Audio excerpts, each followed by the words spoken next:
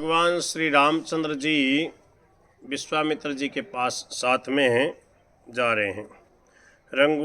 ये तीसरे सर्ग की कथा है। विश्वामित्र जी आए, दशरथ जी महाराज से रामचंद्र जी को मांग करके ले गए हैं और विश्वामित्र जी ने इनको खूब सारी विद्याएं दी है। धनुर्विद्या, शस्त्र विद्या, अस्त्र विद्या, लौकिकी विद्या, रथ विद्या, गज विद्या, अश्व विद्या, गदा विद्या आदि मंत्रों के द्वारा अस्त्र शस्त्रों के आवाहन, प्रयोग तथा विसर्जन संबंधी विद्या, क्षुधा एवं तृष्णा को मिटाने वाली बला और अतिबला नामक 2 विद्याएं और अन्य भी सभी विद्याओं को प्राप्त करके श्री राम और लक्ष्मण दोनों ने वनवासी ऋषि मुनियों की रक्षा के लिए अनेक राक्षसों का वध किया। रघुनंदन श्री राम ने मार्ग में पथिक जनों को मारकर खा जाने वाली ताड़का नामक राक्षसी को अपने एक ही बाण से मार डाला। ये ताड़का राक्षसी क्यों बनी थी, तो इसमें वाल्मीकि महर्षि इसे आनंद रामायण में कह रहे हैं 3 अध्याय में। पूर्व काल में वह एक सुंदरी अप्सरा थी और सुंद की स्त्री थी। उस समय उसने वन में महर्षि अगस्त्य को क्षुब्ध कर दिया था, जिसके कारण वह उनके शाप से राक्षसी हो गई। सुंद से ताड़का को मारीच तथा सुबाहु नामक 2 पुत्र हुए।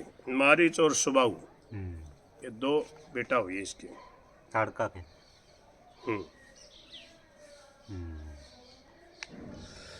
महर्षि अगस्त्य ने शाप के निवारण के लिए ताड़का के द्वारा प्रार्थना किए जाने पर कहा कि राम के बाण से तुम्हारी सदगति होगी। अब वह श्री राम के बाण से दिव्य देह प्राप्त कर उन्हें प्रणाम करके स्वर्गलोक को चली गई। अब इसमें तो ये बताया है कि उसको स्वर्ग में भेजा, और रामायण में बताया कि दीन जानते निज पद दीना, उसको अपने धाम में भेज दिया। अलग अलग कथा है।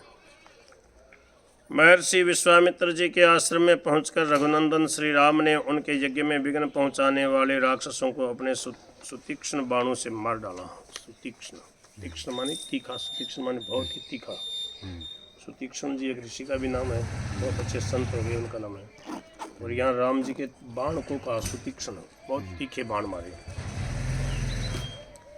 महर्षि विश्वामित्र के आश्रम में पहुंचकर रघुनंदन श्री राम ने उनके यज्ञ में विघ्न पहुंचाने वाले राक्षसों को अपने सुतीक्ष्ण बाणों से मार डाला। इस प्रकार श्री राम ने वहाँ रण यज्ञ का प्रारंभ कर दिया है। रण यज्ञ होने लग गया, रणांगण रण यज्ञ। श्री रामचंद्र जी ने हजारों राक्षसों को अपने तीक्ष्ण बाणों से मारने के अनंतर अपने एक बाण के प्रहार से मारीच को 100 योजन दूर समुद्र में फेंक दिया। दूर उन रघुश्रेष्ठ ने पुनः एक बाण से सुबाहु को भी मार डाला। इस प्रकार विश्वामित्र जी के यज्ञ की समाप्ति तो उन्होंने राक्षसों को मारकर कर डाली, किंतु अपने द्वारा प्रारंभ किए गए रण यज्ञ की समाप्ति नहीं की। ये रण यज्ञ अब शुरू हो गया, राक्षसों को मारने वाला। रण का मतलब युद्ध, युद्ध रूपी यज्ञ।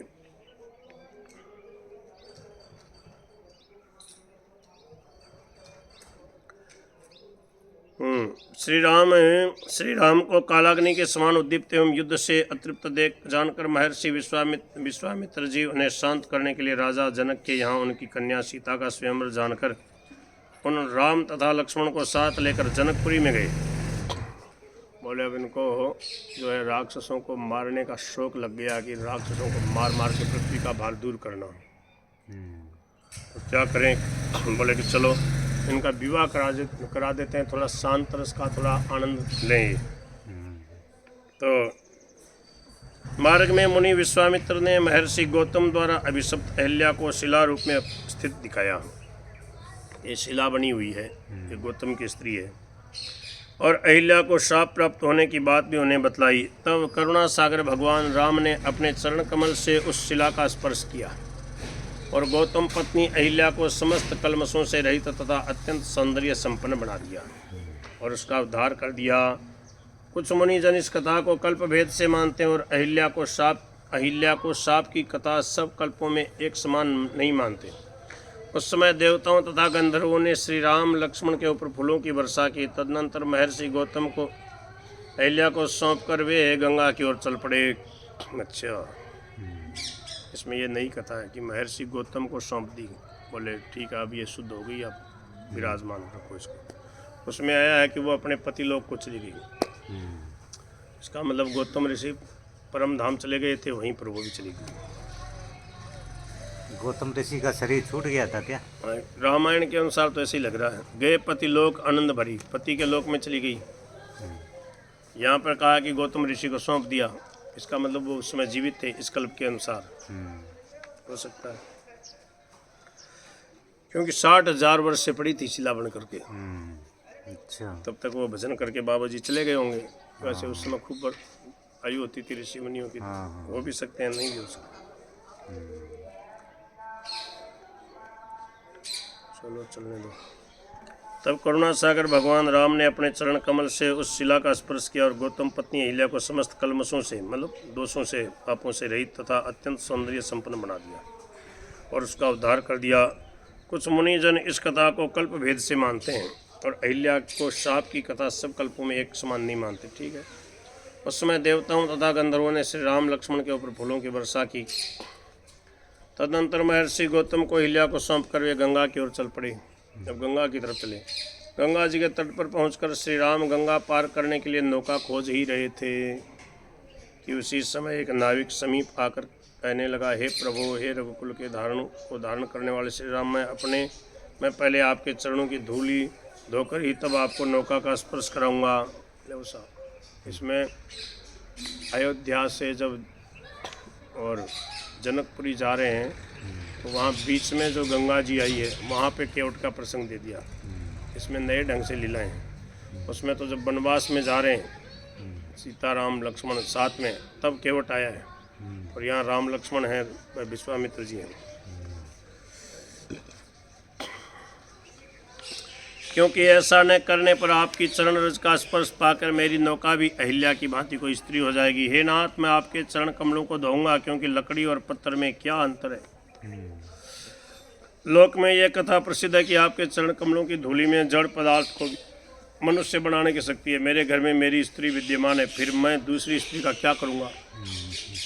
तरणी मुनि घरणी हो जाई, समझे। ये मेरी नौका भी कोई स्त्री हो जाएगी, मुनि की कोई स्त्री, कोई सांप लग के मान लो नौका हुई होगी, तो मैं एक मेरे घर में स्त्री है, दोनों फिर लड़ाई झगड़ा करेंगी। दो का क्या करूँगा, मेरे को नहीं चाहिए, मेरे को तो बस ये नौका ही चाहिए।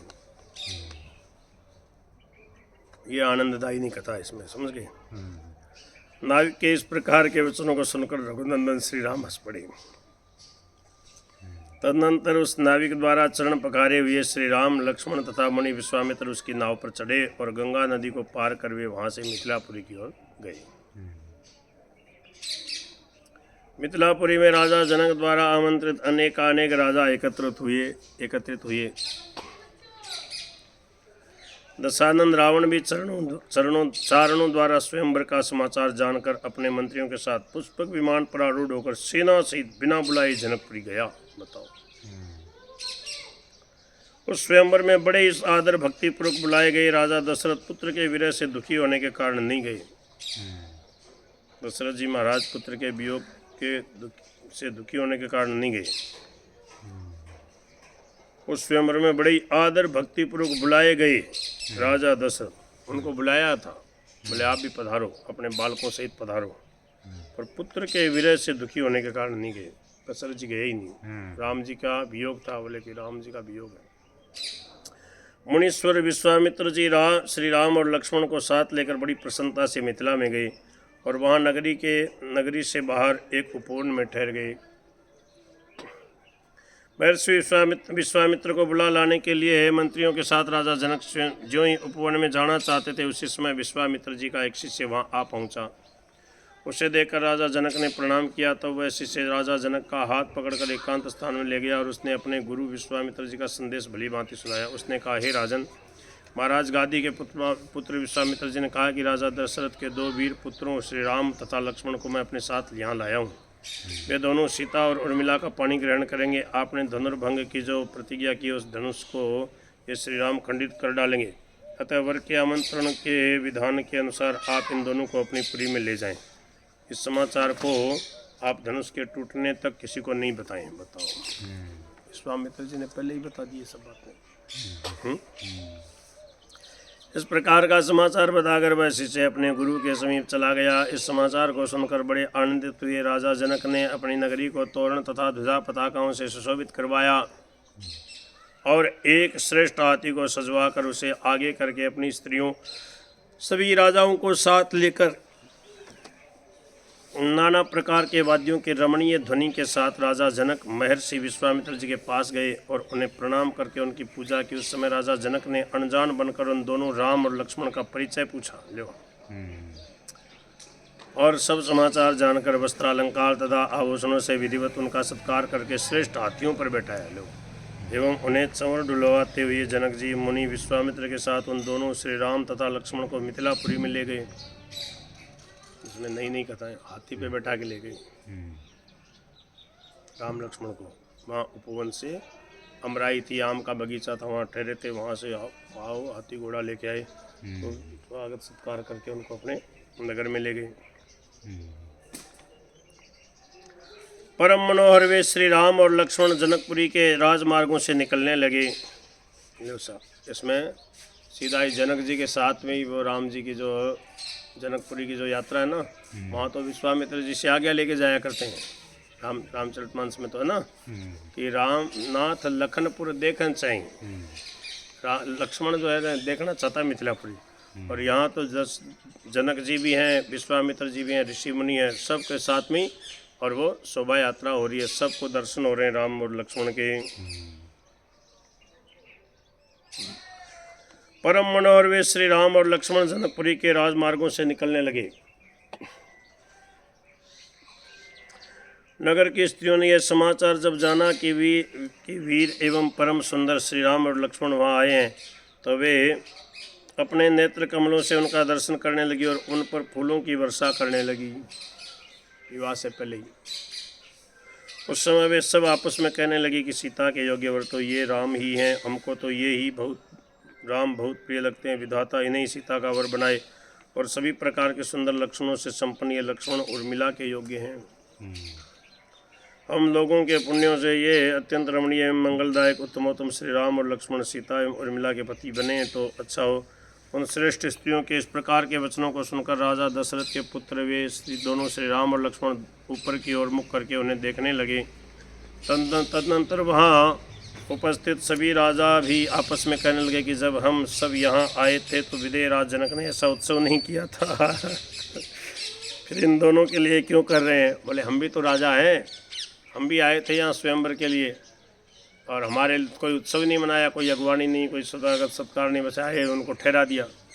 और ये जब आए तो ढोल नगाड़े बजा रहे हैं और पूरे नगर में इनको घुमा के खूब बधाई हो रही है, खूब जोर का की शोभा यात्रा हो रही है। क्या राजा जनक ने मनी मन सीता को राम के लिए समर्पित कर दिया? यदि ऐसा है तो हमें बुलाकर क्यों अपमानित किया? राजाओं के द्वारा सब ओर से इस प्रकार से कहे जाने वाले वचनों को श्री राम तथा लक्ष्मण दोनों ने, राजा जनक ने तथा गादी पुत्र मुनि विश्वामित्र जी ने भी सुना। ये सब लोग बड़बड़ा रहे हैं राजा लोग, वही हमें क्यों बुलाया फिर जब इसी के साथ ब्याह करना है। इधर गवाक्षों में बैठी हुई स्त्रियों के द्वारा देखे जाते हुए वे दोनों श्री राम लक्ष्मण गान और वाद्यों की ध्वनि के साथ राजा जनक के सभा मंडप में जा पहुँचे। तदनंतर वे दोनों वीर मुनि के साथ हाथियों से नीचे उतरे। उस सभा मंडप में सभी राजाओं के अपने अपने आसन पर बैठ जाने पर विश्वामित्र जी के पीछे पीछे वे दोनों राम लक्ष्मण भी मुनिशाला में गए और वहां पहुंचकर मुनि विश्वामित्र के आगे बैठ गए। इस प्रकार सभा मंडप के पूरा भर जाने पर जनक ने कहा, कन्या के विवाह के लिए नियत किए गए इस धनुष पर डोरी चढ़ाने के लिए आप लोग उपस्थित हुए हैं। उसमें तो बंदी जन कहते हैं, चारण भाट वगैरह ना बिरदावली पकाने वाले वो कहते हैं, और इसमें स्वयं जनक जी कह रहे हैं, बोले भाई ये धनुष तोड़ने के लिए आपको हमने स्वयंवर के लिए बुलाया है। उस धनुष के विषय में बताते हुए भगवान शिव ने पार्वती से कहा, हे देवी, जब परशुधारी परशुराम ने मुझसे धनुर्विद्या सीखी थी उस समय मैंने त्रिपुरासुर को दग्ध कर डालने वाले उस धनुष को उन्हें प्रदान किया था। ये शिव जी का धनुष था। शिव जी पार्वती से कह रहे हैं, बोले मैंने ही ये धनुष जो है परशुराम जी को दिया था। परशुराम जी किसके चेला हैं? परशुराम जी के गुरु कौन है? शंकर भगवान। शंकर भगवान से उन्होंने ये सब शिक्षा करी, धनुष विद्या आदि सब सीखी। उन्होंने उस धनुष के द्वारा 21 बार पृथ्वी को क्षत्रियों से रहित बना दिया। साथ ही उन्होंने उसी धनुष के बल पर अपने पिता का वध करने वाले सहस्त्रबाहु का भी वध कर डाला था। अच्छा, वही धनुष था। उसी धनुष पे बाण चढ़ा चढ़ा के 21 बार पृथ्वी को क्षत्रियों से, जो दुष्ट क्षत्रिय हो गए थे बदमाश, उनको उनसे हीन कर दिया। और सहस्त्रबाहु का वध भी उसी से किया था। तदनंतर परशुराम उस धनुष को मिथिला नरेश जनक जी के आंगन में रखकर लौट आए। बचपन में सीता उस धनुष को लकड़ी का घोड़ा सा बनाकर खेला करती थी। वाह, सीता बचपन में सीता उस धनुष को लकड़ी का घोड़ा सा बनाकर खेला करती थी। सीता के उस प्रकार के कौतुक को देखकर जमदग्नि पुत्र परशुराम जी ने सीता को लक्ष्मी के अवतार के रूप में जाना। इसलिए अन्य सभी के लिए दुर्लभ उस धनुष को उन्होंने धनुर्यज्ञ की प्रतिज्ञा के लिए राजा जनक को दे दिया। तदनुसार राजा जनक ने उस धनुष को सीता स्वयंवर की प्रतिज्ञा के रूप में नियत किया। तदनंतर बड़ी सभा में राजाओं के समक्ष मेरे उस उत्तम धनुष को स्थापित करवाकर सशंकित होते हुए राजा जनक ने अपनी प्रतिज्ञा सुनाई। ये बात सब पार्वती जी को शिव जी सुना रहे कि सीता जी को ऐसे सहजता से उस धनुष को घोड़ा बना के खेलते हुए देख करके समझ गए। कौन? परशुराम जी बोले तो लक्ष्मी जी हैं। तो बोले कि अब ये धनुष जो है ना, ये भगवान विष्णु के अवतार रूप में जो होंगे वही तोड़ सकते हैं, और कोई नहीं। तो उन्हीं के साथ में इनका विवाह होगा, इसलिए ये धनुष भंग का आप करवाओ कि ये जो धनु भंग करेगा तो वो तोड़ेगा, उसी के साथ सीता जी का स्वयंवर होगा।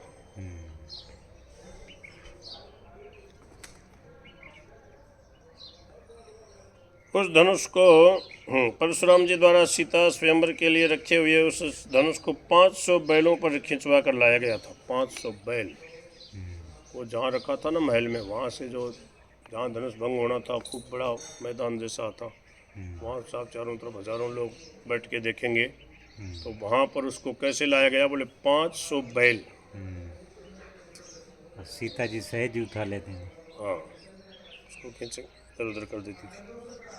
बताओ,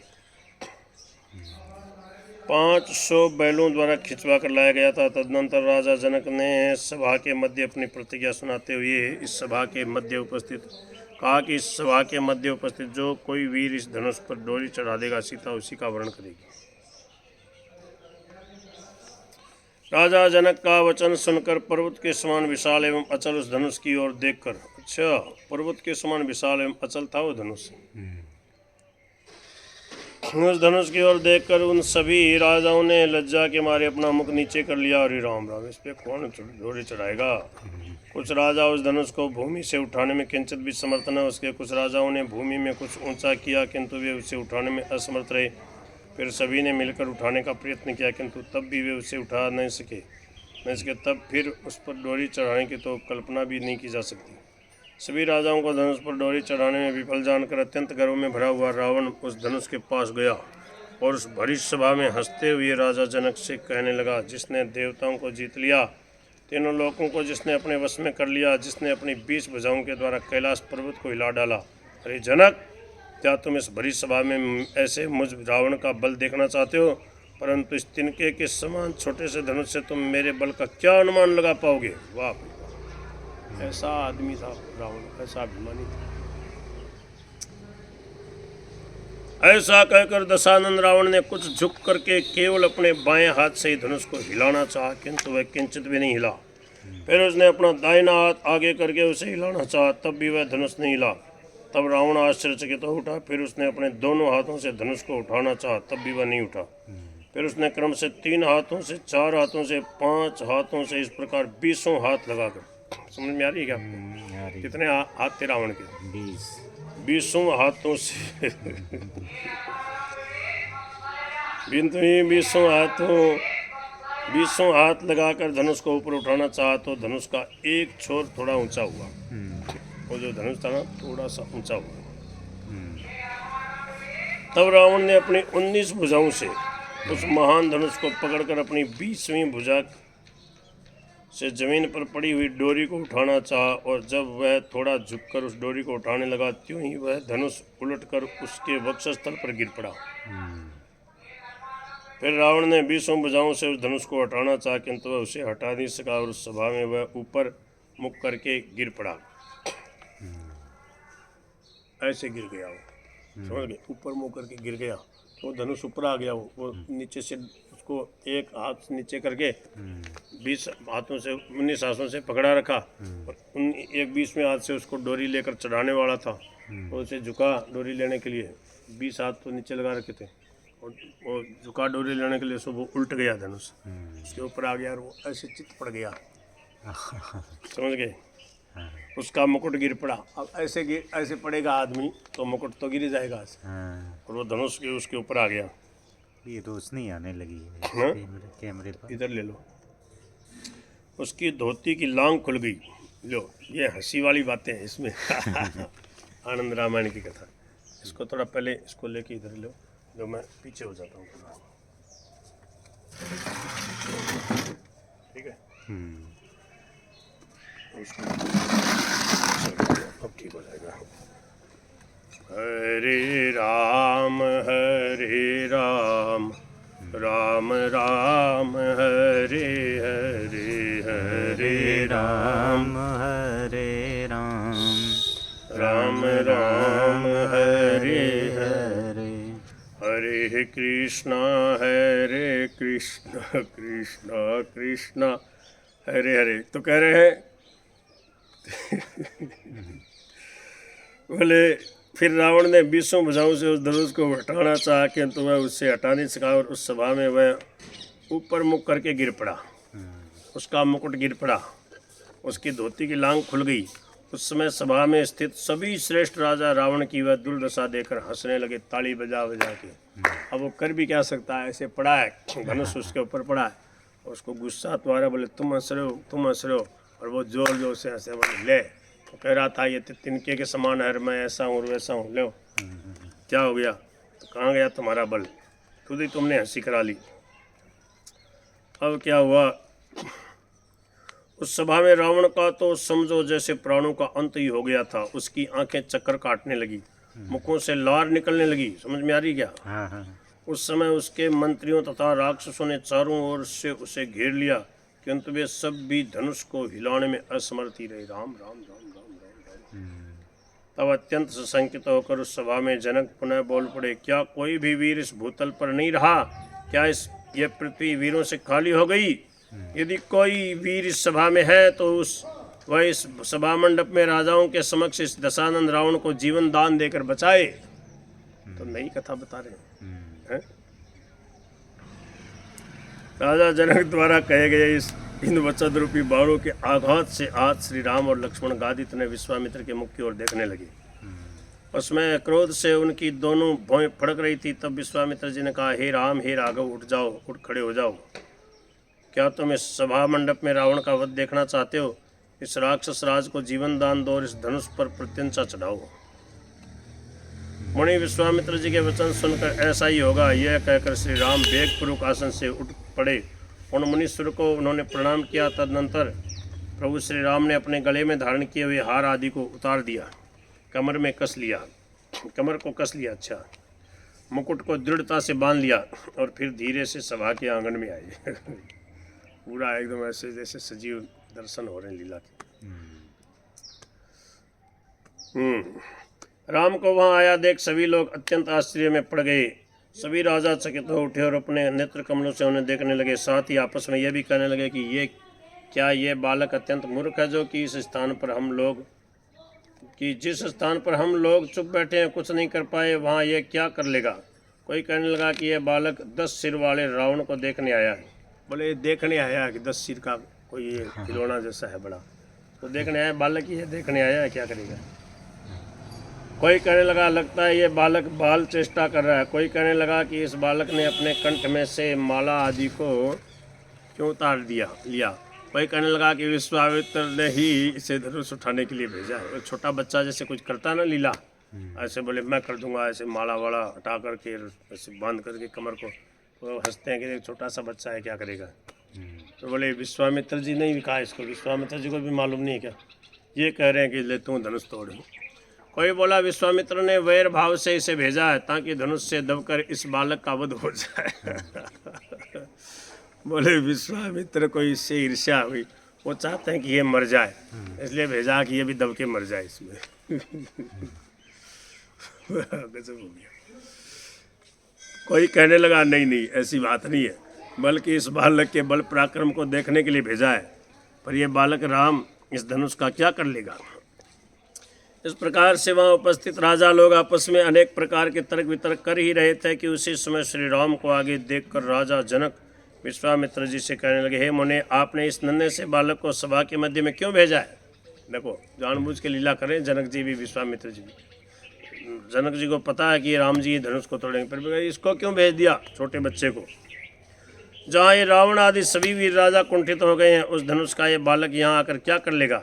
पहले आपने अपने शिष्य द्वारा मुझे जो संदेश भेजा था, हे मुनिश्रेष्ठ, इस धनुष के आगे वह सब कहा हुआ झूठा लग रहा है। अच्छा, इसको भी भयम हो गया जनक जी को भी कि राम जी कोमल से थे ना, छोटे से सुंदर से राजकुमार, कहाँ तो यह कोमल अंगों वाला बालक और कहाँ है यह अत्यंत कठोर धनुष।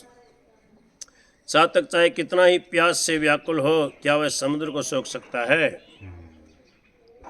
उस समय सभा मंडप के झरोकों, गवाक्षों तथा छतों पर स्थित सुमेधा आदि सभी स्त्रियां उस सभा के आंगन में विराजमान श्री राम को देख रही थी। सुमेधा, यहाँ सुनैना जी का नाम सुमेधा है, जनक जी की जो धर्मपत्नी है। उनका मुख चंद्रमा के समान उज्ज्वल था, उनकी बड़ी बड़ी सुंदर दो भुजाएं सुशोभित हो रही थी राम जी की। उनके शरीर की कांति स्वर्णिम आभा से संपन्न थी, उनके हाथ पैरों में घुंघरू लगे विभिन्न आभूषण सुशोभित हो रहे थे। वे कानों में दिव्य कुंडल, सिर पर मुकुट तथा हृदय पर रत्नमय अलंकारों एवं हारों से विभूषित थे। उनकी जंघाएं, चरण, जानु, उदर, स्कंद तथा हनु बड़े ही सुंदर थे। हनुमानी ठोडी, जानु मानी ये घुटने, उदर मानी पेट, स्कंद मानी कंधे। उनका कंठ शंख के समान था, उनका कटी भाग त्रिवली से सुशोभित था, उनके मुख पर मंद हास्य छिटक रहा था, उनके होष्ठ अत्यंत कोमल थे, उनकी दंत पंक्ति अत्यंत सुंदर थी, उनकी नासिका एवं कपोल बड़े ही सुंदर थे, उनकी आंखें कमल पत्र के समान विशाल थी, उनके भौं की भंगिमा अत्यंत लुभावनी एवं स्नेहमयी थी। वे घुंघरा लटों से सुशोभित थे। वाह वाह वाह, ऐसी सुंदर शोभा है राम जी की। मुक्ता, माणिक्य, रत्न तथा हीरों आदि से जटित अनेक अलंकारों से विभूषित थे। उन्होंने गले में अनेक हार पहन रखे थे, सुंदर वस्त्रों को धारण कर रखा था, पीताम्बर ओढ़ रखा था तथा हाथों में शंख, चक्र, गदा, पद्म आदि दिव्य चिन्हों को धारण कर रखा था।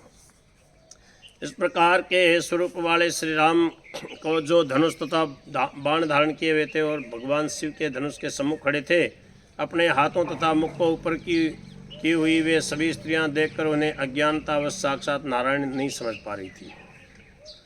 अपने हाथों तथा मुख को ऊपर की हुई वे सभी स्त्रियां,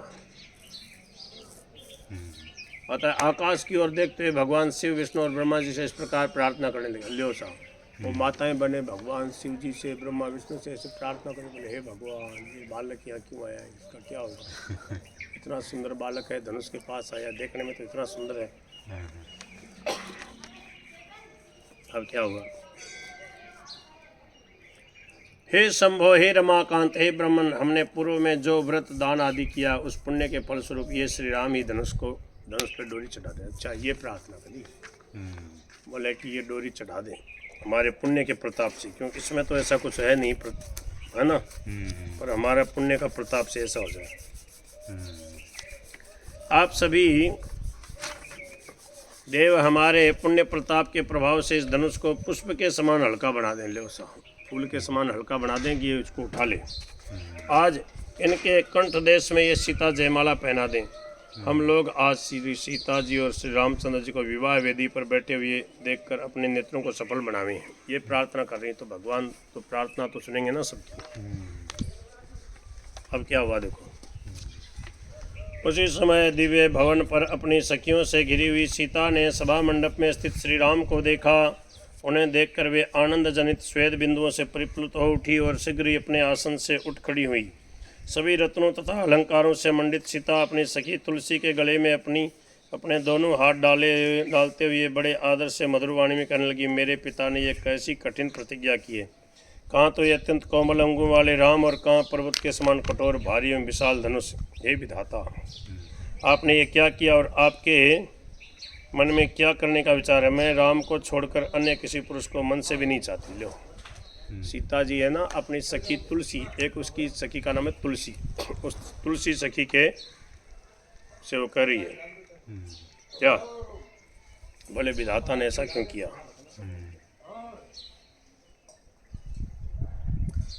सूरज की रोशनी फिर भी आ गई। इधर कर दो, ये तो आती रहेगी अब, ठीक है ना। थोड़ा और आगे, ठीक है। राधे राधे, जय श्री कृष्ण। इधर उधर करते रहो, कोई बात नहीं, जितना हो जाए। ठीक है, ठीक होता रहेगा। फिर उधर मंदिर में चल लेंगे, थोड़ा एक बार इधर कर लेते हैं, ठीक है। राम राम राम। हाथ धो के आओ, देखो हाथ धो के आओ, इसके लगा के ना, चप्पल के हाथ लगा दो तुरंत धो। बोल गिरधर गोपाल की जय। ये मेरे नाथ में आपको बोलूँगा। आप सभी देव हमारे पुण्य प्रताप के प्रभाव से इस धनुष को पुष्प के समान हल्का बना दें। आज इनके कंठ में सीता जयमाला पहना दें।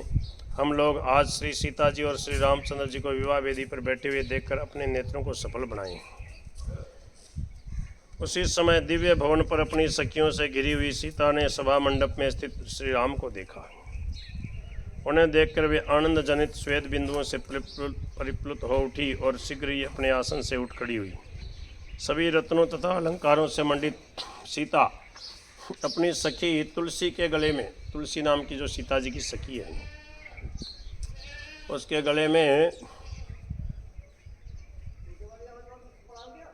दोनों हाथ डालते हुए बड़े आदर से मधुर वाणी में कहने लगी, मेरे पिता ने यह कैसी कठिन प्रतिज्ञा की।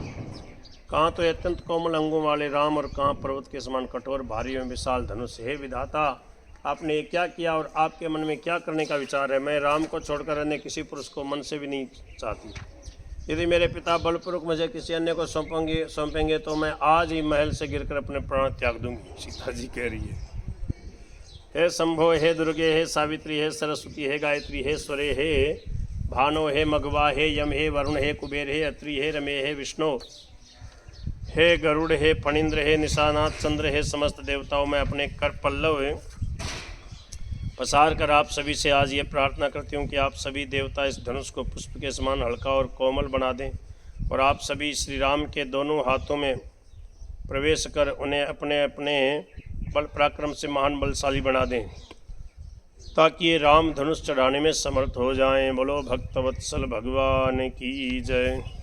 श्री कृष्ण गोविंद हरे मुरारी।